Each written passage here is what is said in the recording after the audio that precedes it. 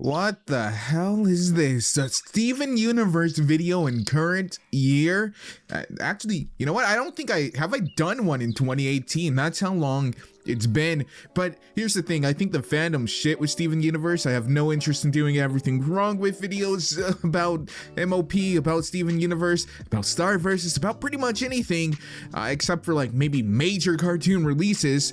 But I enjoy the show. And episode 27, one that wasn't leaked, finally dropped a few days ago, and I just now got around to watching it. Oh my god, it's actually pretty fucking good. So let's talk about it and make fun of it and piss people off. So Steven's back on the gym road after conversing with White, who pretty much gives him 2.5 words, which is apparently a record for her somehow, despite them apparently having a bunch of parties beforehand and them only being separated after Pink left, so it seems like she probably would have said more than 2.5 words to her. Of course, this is probably just their attempt at humor, but seeing as how the gyms are being displayed as being unemotional and uncaring, except for those of their own, kind of seems out of place for them to have a sense of humor. Anyways, he's placed into Pink's room, which is apparently a downgrade from the room that she had on Earth, because instead of being able to just magically construct everything, it has a bunch of midgets in the floorboards. Hello, my old chum. Building stuff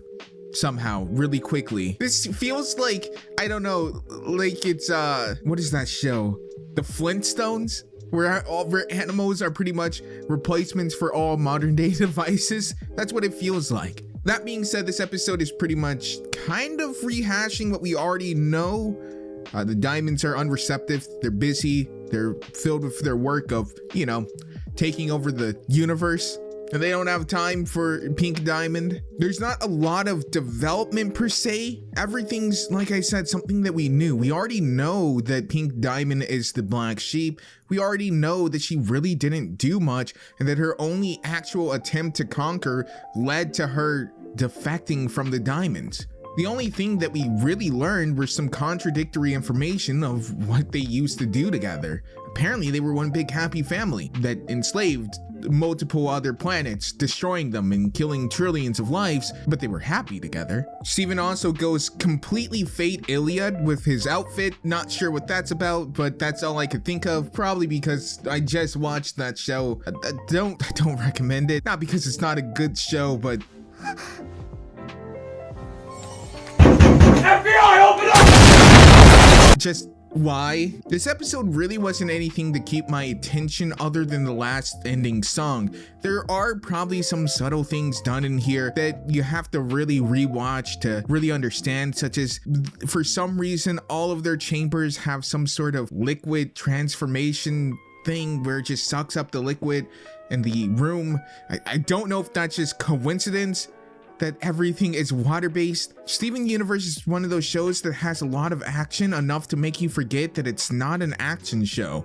It's a slice of life show with some sci-fi elements. I also feel like there was a lot of stuff touched upon here, including a lot of, for some reason, slavery concepts, such as Pearl being deemed property, and the wall creatures, wall gnomes, being regarded as tools. Even the fixtures of this place, the little wall art, seems to be sentient to some degree, and they are literally trapped and fixated in one place. Maybe that's supposed to be some sort of play on the fact that the diamonds are free yet trapped at the same time. They can move around, they can exist, however they are bound to their duties, and despite having ultimate power, they have zero freedom in which to utilize said power.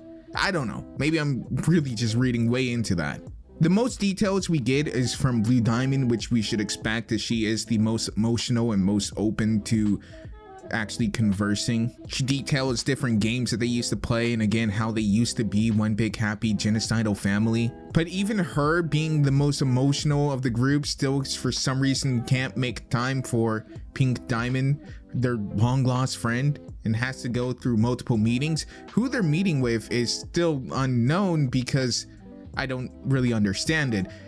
Yellow Diamond, I guess, is overseeing every Earth's gym formation or whatever. Alright, fine. fair enough.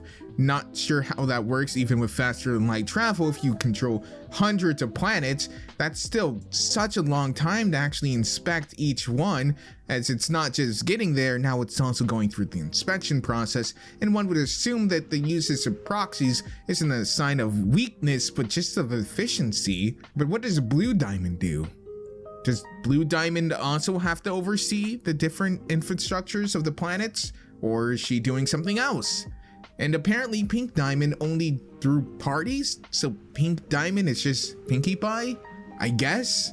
And they were so busy, but they did have time beforehand when they were probably even more busy to play games and to constantly throw parties for each accomplishment. Actually, thinking about this plot, there seems to be a lot of holes in which aren't really covered, or at least adequately. This episode seems to be tantamount to the reason why Steven Universe really does need just a 30-minute run slot. These 11-minute and like 50-second episodes are cute and all, but they're nowhere near enough to actually convey everything that needs to be conveyed.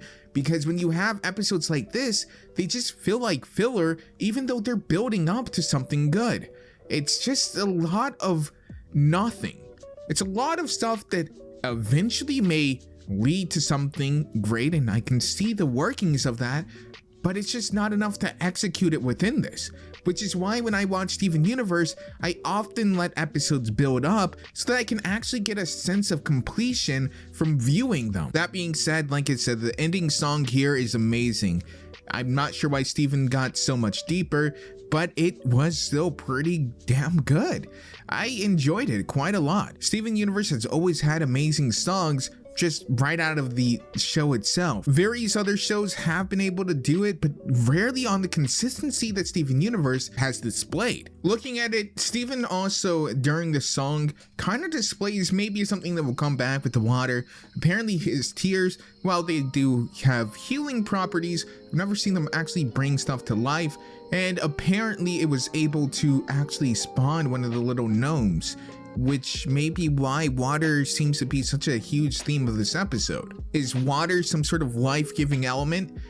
These are kind of the questions which are overarching and can be left up to next episodes, but when so much is left up to next episode, it just feels like you're not getting the complete experience that you would get from various other shows with starts, middles, and ending. It seems like we get starts and part of the middle, but we never actually get a complete middle where we're like, this is an okay place to break from, and we certainly never feel completed in a duration of an episode. This also kind of feels like it forces the writers to keep a very hectic, fast-paced kind of style, and where moments that are slow feel oddly really slow, and moments that are fast feel as if they're normal. It's a weird whiplash kind of feeling. You don't really realize until afterwards how fast everything's moving.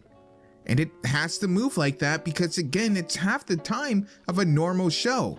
I do think the point about Steven saying that he is essentially Pink, and Pink was him when he was younger, that being that they're both annoying young kids who wanted to go hang out with the big kids, but the big kids knew better than to bring around a small kid who couldn't really hang with them. It's interesting to see that Pink really is just Steven and Steven is her. Despite them being so different, they're still the same. Now, is that any more the same than like a normal parent would be with a normal kid of theirs? Or is it a little bit more? And where does Pink end and Steven begin? If their mannerisms are getting so similar and their pasts are even being so similar, then aren't they just just think about that. How much can you relay of someone before you simply are them? How much difference do you really need to really be your own person versus just being a shadow of another person? Oh, I don't know. All I know is this episode was good, but it wasn't really great. And it's not great because it isn't good. It's not great because it isn't complete, if that makes any sense. And that's an issue that I have with a majority of Steven Universe shows. And it's just something that they have to deal with or fix with increased runtime, which I don't see happening anytime soon. But hey, that's just one person's opinion. I could be just a fuckboy. I could just be a little asshole who still misgenders the gyms by calling them females because they refer to themselves with female pronouns. And I guess I just respect gender pronouns so much that I'm actually anti-trans and sexist and a Nazi and a racist if my comments on all my Steven Universe videos are anything to go by. But I've been Faith and Moliminous. I love your faces, so I hope you at least like my video, and I'll see you guys in the next one. Woo!